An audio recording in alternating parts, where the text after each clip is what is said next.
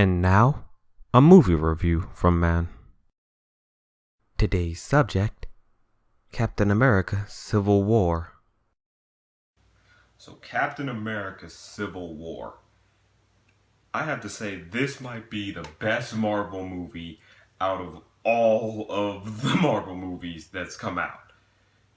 And I mean it. This movie, it feels so much different than any other Marvel movie. You don't feel like you're watching the same stuff you've been watching through phase 1 and 2. This just feels completely distant from all that. And I gotta say, it's welcomed. It's very, very welcome. It's the story of the Avengers who constantly, go around saving people, but obviously cause a lot of collateral damage, are now going to be held accountable and be part of this thing called the Accords, which is basically superhero registration. So now the Avengers would only be able to do things as long as they act within the confines of the government or the US or the world government, basically, like the UN and whatnot. And basically, Captain America is against this and he chooses not to be a part of it. But there's also another problem, being Bucky from Winter Soldier. He ends up being a part of this big conspiracy, basically, and Captain America is deciding, I am going to go against the world government to save my friend.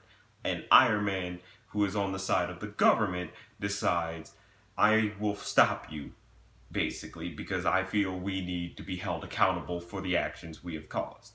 Because he feels guilty for all the horrible things that have happened under the Avengers' watch. And I gotta say, it works so well on playing you on both sides. Because both sides are very understandable. You agree with them in its entirety. And I say this very much. It's complex. This is probably the most complex superhero movie right now. I find myself agreeing with both sides, but granted, I'm still Team Cap, obviously, because it's Cap. That's the man's right there. But it does get you wondering who is right on this side, because both make good points. So yeah, on that aspect, it did perfectly on the story. It delivers great. It definitely differs from the original Civil War comic book, but it differs better. I feel like this one is actually better than the Civil War comic book, because in Civil War it felt like, yeah, we're just making these characters do this because why the hell not? Here it's like, no, they genuinely have a problem that they have to think about. They have to think about their actions and consequences here. In Civil War it's just, well, I'm trying to fit my agenda. People need to follow my agenda. Iron Man's thing is, well, we just need to be held accountable because we need to be held accountable. Granted, it really wasn't anyone's fault that this horrible tragedy happened in the comic book. So yeah, that was weird. But here it's done very well where, yes, Iron Man feels guilty because in Avengers Age of Ultron, Iron Man was the reason for Ultron being a thing. So yeah, he can feel guilty. It is basically his fault. You find yourself agreeing with both sides, definitely. Especially with Cap, because it's like, hey, I gotta save my friend. Like, he is my friend.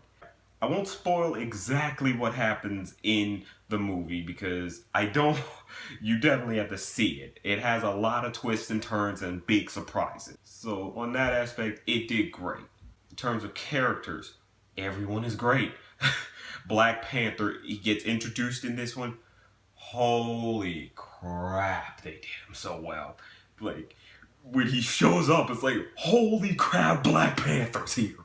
And I'm just like, whoa. He's just so awesome. Every time he fights, it's just awesome. When he fights Cap, when he fights Bucky, when he's fighting, it's just pure grade awesome. And Chadwick Boseman, oh my god. This is why I love Marvel. He's the definitive Black Panther. Right, straight up from this movie, that's Black Panther. You're not telling me otherwise. That is Black Panther. Straight up. His motivation is a very good motivation, too. And again, I won't spoil it here. But when you see the movie, you'll get what happens. You'll feel for him, and oh, to summarize him, he's a straight up badass. Oh, and oh man, they did the character so well, and that was what I feared most. Is that they wouldn't get the characters right because they have to juggle all these different elements. But you know what? They blend. They absolutely blend.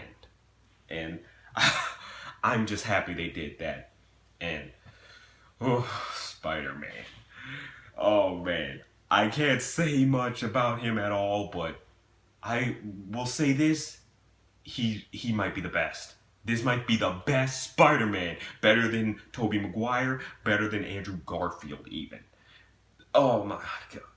He's just perfect. They capture him so well. Where Tobey Maguire was definitely, he played a good geek Spider-Man, and Andrew Garfield played a good kind of sass Spider-Man, the confident one. This one, Tom Holland, he plays both. He does it very well. It's like that is Spider-Man through and through. That is what we've wanted. We kept getting half and half. Here's the full package now. And oh, when he shows up, you're just like, oh my god! Like that happened in the theater. Everyone, like, they didn't even show him. Oh, they didn't put him in costume, but oh man, when we just get a hint of him, it's like, oh my god, it's Spider-Man. It's Spider-Man. They got him. And when he's there, it's like, that is Peter Parker, and that is how it should be. He's clearly a high schooler this time around, but oh, he's awesome. It's just pure great, awesome. Oh. Now, I won't get into the spoilers of everything because this is one of those movies where it's like, yeah, you have to go watch it. Because the way they do everything is amazing. And it's just so well shot. The way you saw it shot in the trailers, don't believe it. It is shot so much differently. And it is fucking gorgeous. The airport scene with the big fight, it is gorgeous. And it is pure grade awesome. All the stuff that happens in it, oh, you will nerdgasm. And that's what I did throughout the whole fight. I was nerdgasming through the whole thing. And it was so amazing. Oh my gosh. So if I really had to nitpick, I would have to say there was just these few things, minor things. One, it does feel kind of long, but the characters are enjoyable enough. You get right through it. You get right through it. You'll feel fine. It's not bad. Okay. So yeah, it feels long, but like the first half might feel a little long, but the second things start getting together. It's like, I'm held over, and you get right into the good, really good stuff. And so I give them that. Another minor nitpick, I would have to say, they have this stupid thing where they're trying to tell you the location, and they put this big white font, right? It's like covering the whole screen telling you the location, and I'm like, what the hell?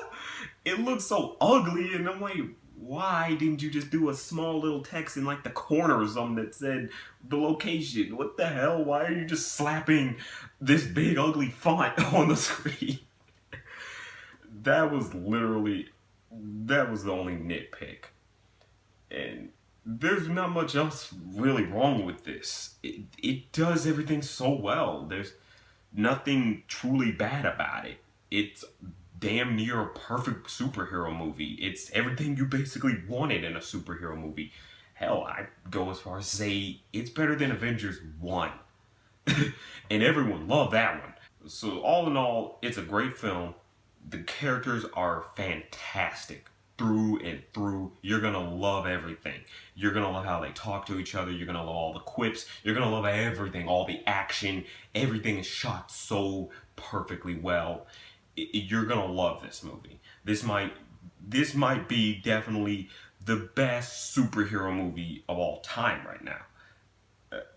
It might be. We will have to see later on down the line, especially since it's like with the new Avengers, sort of Infinity War. Granted, they're saying they're not even going to go with that name anymore. They're going to call them two different names because they're supposed to be basically two different movies. I don't know. But all in all, great film. You'll love it. If it still feels like a Captain America film. That's another thing about it. It feels like Captain America. Even though you have all these different characters, it still feels like Cap is in charge. And I love that they were able to do that. Be able to juggle all these characters, but keep the focus on Cap. I love that. The Russo brothers they know how to do Cap. They know how to do superhero movies, basically. And they did this one basically perfectly. I'm just like, wow, you guys blew me away with this one. But that's just a thought.